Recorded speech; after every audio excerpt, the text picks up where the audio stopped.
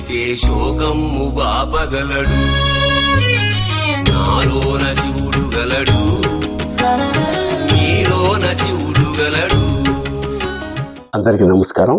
ఈ సంవత్సరం జనవరి 23వ తారీఖు నుంచి 1వ తారీఖు దాకా కాశీలో మనందరికీ పరమ పుణ్యక్షేత్రమైన కాశీలో శ్రీ రుద్ర సహిత నవగ్రహ పూర్వక నక్షత్ర యాగం చాలా శృంగేరి శారదాపీఠం వారి ఆధ్వర్యంలో, అలాగే శృతి శంకర వేద విద్యాపీఠం కాకినాడ వారి ఆధ్వర్యంలో చాలా వైభవంగా జరుగుతుంది. భక్తుల్ని పెద్ద సంఖ్యలో కాశీలో వెళ్ళి ఈ 9 రోజుల పాటు అందులో పాల్గొని ఆ యాగాన్ని విజయవంతం చేయాల్సిందిగా మనస్ఫూర్తిగా కోరుతున్నాను. ఇదంతా నేతృత్వం వహిస్తూ అందరినీ సమీకరిస్తున్న వేద పండితులు కందాళ సుబ్రహ్మణ్య అవధాని గారు. అంచేత మీకేమైనా వివరాలు కావాలంటే ఆయన సంప్రదించండి. వారణాసిలో 9 రోజుల పాటు చాలా వైభవంగా జరిగే ఈ యాగానికి అందరూ పాల్గొని జయప్రదం చేయాల్సింది, అలాగే కాశీ విశ్వనాథుడి కరుణ కటాక్షాలకు పాత్రుడవ్వాల్సిందిగా మనస్ఫూర్తిగా కోరుకుంటున్నాను. శుభం భూయాత్. శివోహం. ఓం నమ శివాయ. కాశీ అన్నపూర్ణాదేవి నమః. ఈరోజు ప్రపంచవ్యాప్తంగా అందరం ఎదుర్కొంటున్నటువంటి అనేక శారీరక మానసిక రుగ్మతలు తొలగాలి అంటే మనందరికీ భగవంతుడు మాత్రమే దిక్కు, దేవుడే దిక్కు.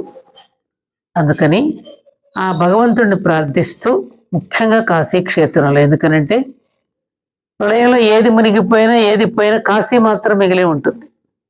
అటువంటి కాశీ క్షేత్రంలో వారి పాదాల చెంత ప్రపంచ శాంతి కోసం, విశ్వశాంతి కోసం, మనందరి యొక్క క్షేమం కోరుతూ రుద్ర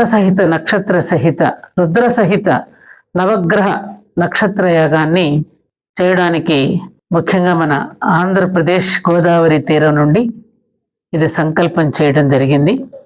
వీలున్నంత వరకు అందరం చిత్తశుద్ధితో యాగంలో పాల్గొని పరమశివుడైనటువంటి ఆ కాలభైరవుడి యొక్క ఆశీస్సులు మనందరం పొంది, అన్నింటికీ కాలమే పరిష్కరిస్తుంది అని అనుకోకుండా కాలం కూడా పరిష్కరించాలంటే కాలానికి అనుగుణంగా మనం కూడా ఎలా ఉండాలి అని, మన ప్రవర్తనలను కూడా మార్చుకునేటట్టుగా నవగ్రహాల యొక్క అనుగ్రహాన్ని కూడా ఎలా పొందాలి అనేటటువంటి దీంతో ఈ చేసుకునే యాగంలో మీరందరూ పాల్గొని తరించాలని నేను కూడా మీ అందరికీ సమాజ శ్రేయస్సు కోరుకునే ఒక సగటు భారతీయురాలిగా, ఒక సనాతనిగా కోరుకుంటూ శుభాకాంక్షలు తెలియజేస్తున్నా. కార్యక్రమం జనవరి 23వ తేదీ నుండి జరుగుతుంది.